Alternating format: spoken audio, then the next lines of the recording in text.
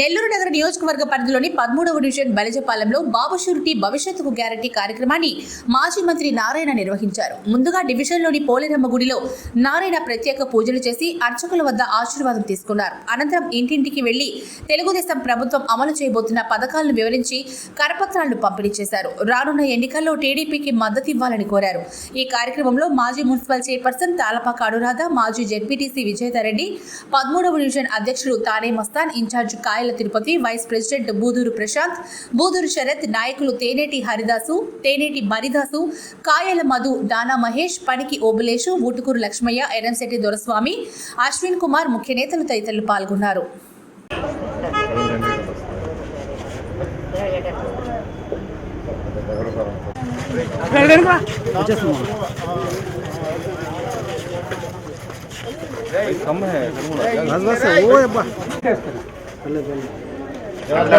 మాట్లాడు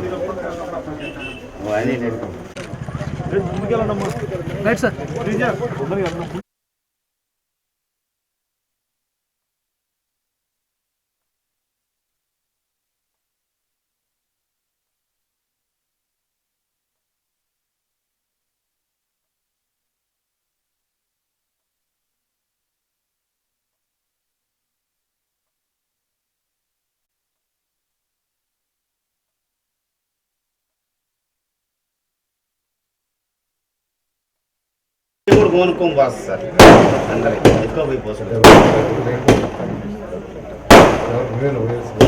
ఈ అమ్మాయి పోతుంది.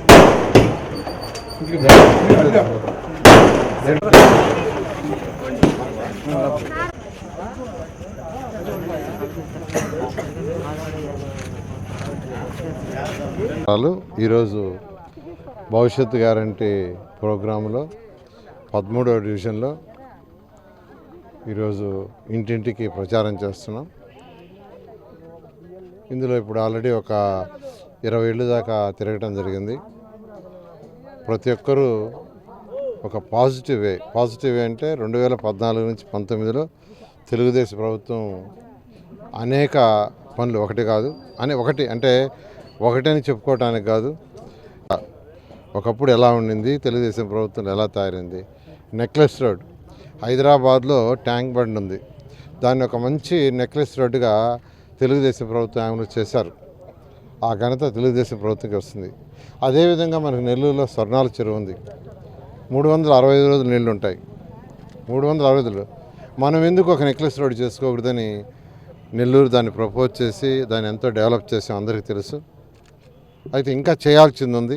ఇంకా చేస్తే ప్రజలు చక్కగా అక్కడ స్వేద తీర్చుకోవటానికి, పిల్లలతో అక్కడికి వచ్చి టైం స్పెండ్ చేయడానికి ఉంటుంది. అటువంటిది కేవలం ఒక 25% చేసాం. అక్కడ ఇంకా చేయాల్సినవి చాలా ఉంది. అయితే ఇంతలోకి ఎలక్షన్స్ రావటం వల్ల ఆ పనులని ఆగిపోయినాయి. అదేవిధంగా ఈరోజు ముస్లిమ్స్కి ఎన్నో కార్యక్రమాలు చేసాం, 1-2 కాదు, ముస్లిం సోదరులకి అనేక. అదేవిధంగా టెంపుల్స్లో ఈరోజు మూలాపేట టెంపుల్ తీసుకుంటే అక్కడ ఒక కోనేరు ఉంది, ఎంతో పురాతనమైన టెంపుల్. కానీ ఆ కోనేరు చూస్తే భయంకరమైన స్మెల్. అట్లాంటిది ఈరోజు దాన్ని బ్రహ్మాండంగా తయారైంది. అదేవిధంగా రంగనాథ స్వామి టెంపుల్ ఎంతో పురాతనమైనది. ఆ టెంపుల్లో కూడా చిన్న ఘాటు ఉంటే దాన్ని పెద్ద ఘాటు చేసేటట్టుగా ప్లాన్ చేసి శాంక్షన్ చేసి దాదాపు 75% పూర్తయింది. మిగతా 25% కూడా ఆగిపోయింది. ఈ విధంగా కొళాయిల కనెక్షన్స్ ఈరోజు సంగం బ్యారేజ్ నుంచి వాటర్ లైన్ తెస్తే 37 కిలోమీటర్ల నుంచి అది దాన్ని పూర్తిగా ఇట్లా చేయలే. ఎలక్షన్స్ రాకుండా ఒక 2 నెలలు డిలే అయింటే అన్నిటి కనెక్షన్ ఇచ్చేసేవాళ్ళం. ఖచ్చితంగా 2024లో తెలుగుదేశం ప్రభుత్వం ఏవైతే పనులు ఆగిపోయి ఉన్నాయో ఆ పనులన్నిటి కంప్లీట్ చేస్తాం. అంతేకాకుండా అక్కడక్కడ కొన్ని చిన్నవి ఉన్నాయి. కొద్దిగా పెన్నా రివర్ ఏరియాలో సర్రేపల్లి కాలువ కెనాలు, జాఫర్కాల కెనాలు, అటు కొన్ని స్లమ్ ఏరియాలో వాళ్ళకి ఈరోజు కూడా ఇంకా టాయిలెట్స్ కావాల్సిన అవసరం ఉంది. అక్కడ పోతే టాయిలెట్స్ లేవు సార్, మాకు టాయిలెట్స్ బయటికి పోతున్నాం ఇంకా అని అంటున్నారు. స్వచ్ఛ భారత్, స్వచ్ఛాంధ్రలో 15,000 ఇంటింటికి ఇచ్చాం కట్టుకోమని. అయితే కొందరు అప్పుడు కట్టుకోవాలా. అయితే ప్రభుత్వం రాగానే వాళ్ళందరూ చెప్తున్నాను, ఖచ్చితంగా ప్రతి ఒక్కరికి వాళ్ళ ఇంటికి సొంత ఇంటి టాయిలెట్ ఉండేటట్టుగా ఖచ్చితంగా చేస్తాను. నేను యాక్చువల్గా మొన్న పెన్నార్ రివర్ పక్కన దిగువ చూస్తే ఎట్లయినా ఉన్నాయి వాళ్ళు అనాథరైజ్డ్ హౌసెస్ కావచ్చు, ఏదైనా ఇల్లు కట్టుకొని ఉండారు, రేకులో లేకంటే బిల్డింగో కట్టుకొని ఉండారు, కానీ వాళ్ళకి టాయిలెట్ అనేది ఉండాలా. ఇలాంటివి కొన్ని చిన్నవి ఉన్నాయి. నేను యాక్చువల్గా అందుకనే ప్రతి ఇంటికి తిరుగుతున్నాను. నెల్లూరులో సుమారుగా 75,000 ఇళ్ళు ఉన్నాయి. ఈ 75,000 ఇళ్ళలో దాదాపు 30,000 ఇళ్ళు కవర్ చేశాను. ఎక్కువగా కవర్ చేసిందంతా ఈ యొక్క పెన్నా రివర్ ఆల్మోస్ట్ అయిపోవచ్చు. ఇంక 2 రోజులు తిరిగితే అయిపోతుంది. సర్రేపల్లి కెనాల్ 1 రోజు తిరిగితే అయిపోతుంది.